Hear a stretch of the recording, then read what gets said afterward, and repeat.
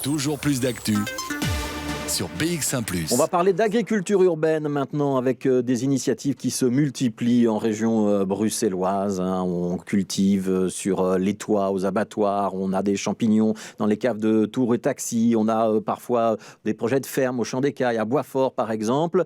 C'est une petite évolution. Est-ce que c'est vraiment un véritable boom? On va discuter de ça avec Jean-Patrick Schepers. Il est l'invité d'Arnaud Bruckner.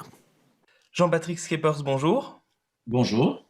Donc, vous êtes le partenaire fondateur de Mycelium, donc une entreprise de conseil en matière d'agriculture urbaine. Vous êtes vous-même fondateur de plusieurs fermes urbaines, dont plusieurs à Bruxelles, et vous venez de publier un rapport qui analyse concrètement les données et près de 500 organisations, 500 fermes urbaines à travers le monde, dont 35 en Belgique.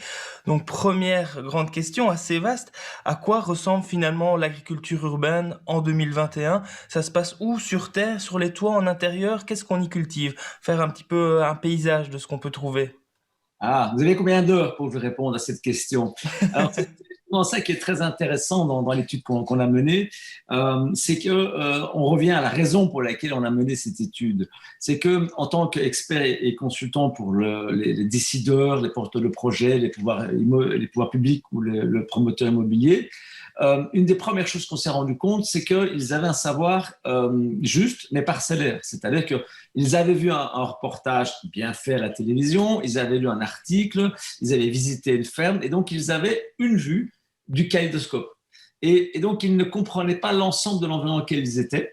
Et c'est ce qui nous a poussé à faire cette étude, de pouvoir dire, ben voilà, nous, on va analyser plus de 500, on est déjà à 800 maintenant, entreprises, concepts, organisations dans le monde, et pouvoir donner une vue plus globale. Alors, ce qui est intéressant dans ce qu'on a vu, c'est qu'on peut en retirer certaines choses et certaines lignes de force. Alors déjà, nous, on s'est intéressé à deux choses très différentes, c'est-à-dire l'agriculture urbaine qui se situe, en fait, qui se définit par sa géographie, c'est-à-dire qu'elle est près dans la ville ou proche de la ville, et l'agriculture verticale, ou qu'on appelle aussi indoor, et je ne vais pas entrer en détail, mais c'est parfois la même chose, parfois pas.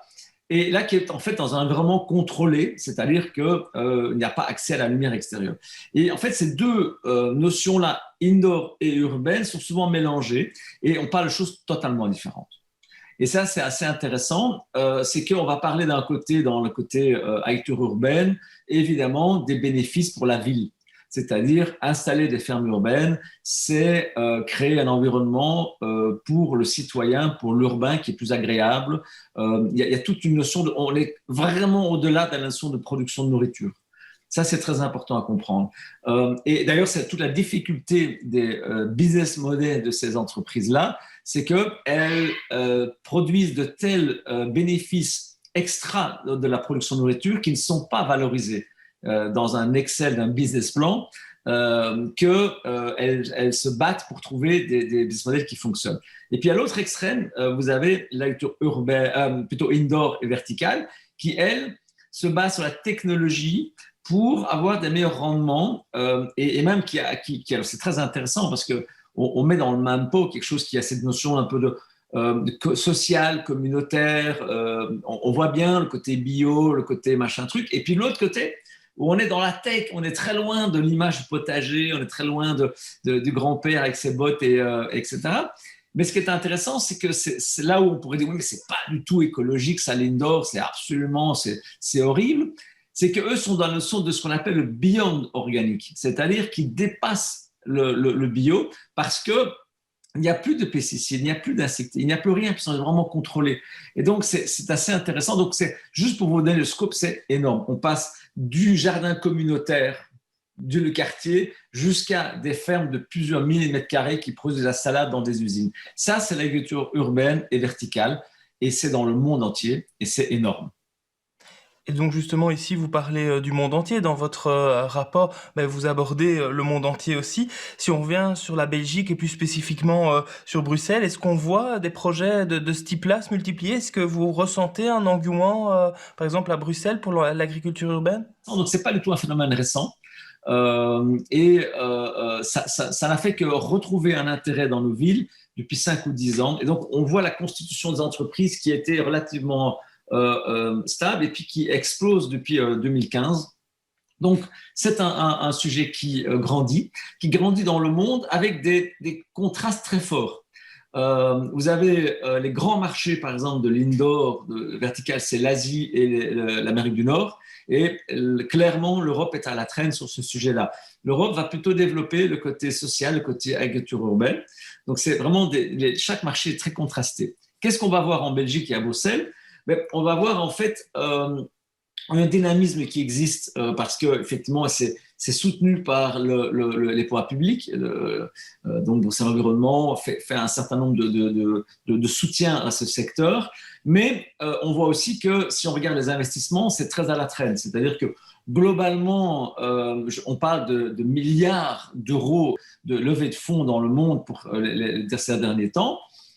Il y a une entreprise qui s'appelle Bowery aux États-Unis qui vient de lever 300 millions d'euros pour faire des fermes urbaines.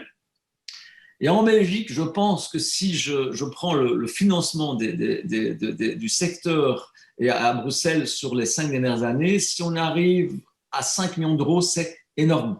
Vous voyez le scope. Mais ça continue, ça s'accroche.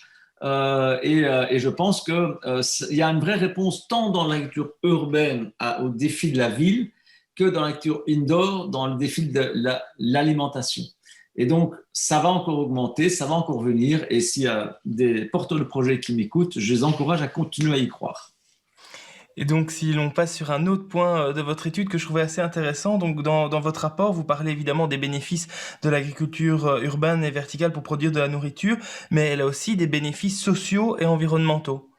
Oui, c'est ça qui est intéressant, c'est que en fait, on est vraiment, et c'est ce qui est en fait aussi complexe à comprendre dans ce marché, c'est qu'on parle de ferme urbaine, d'agriculture, et donc on pense tout de suite au mieux à production de nourriture. On ne va pas faire demander si je mettais des vaches sur le toit. Bon, c'est un autre débat. Mais donc, on pense à nourriture. Et en fait, c'est beaucoup plus large que ça. C'est évidemment l'output. À un moment donné, on fait un truc à manger. Mais il y a ce qu'on appelle les externalités positives qui sont très importantes. Alors, c'est environnemental, c'est sociétal, c'est la santé. Au niveau environnement, c'est clair qu'installer une ferme urbaine dans un environnement urbain, qu'est-ce que ça va produire? Ça a les bénéfices écosystémiques. On va réduire les îlots de chaleur. On va améliorer la capacité du quartier à gérer les eaux de pluie. On va améliorer la captation de carbone.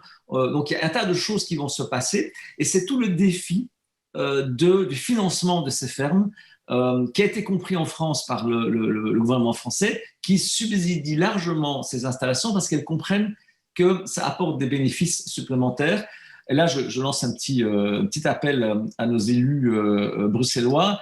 Allez-y, subsidiez ce secteur parce que ça dépasse largement le côté « je vais produire une salade ». Ça va amener à la ville des positivités énormes. Et si vous n'avez pas encore tout compris, vous m'appelez, je vous expliquerai. Voilà, l'appel est lancé, Jean-Patrick Schippers. Merci à vous. Donc, on le rappelle, vous êtes partenaire fondateur de Mycelium et donc vous êtes l'auteur de ce rapport 2021 sur l'agriculture urbaine et verticale dans le monde. Merci à vous. Merci beaucoup. Voilà, interview signée Arnaud Bruckner.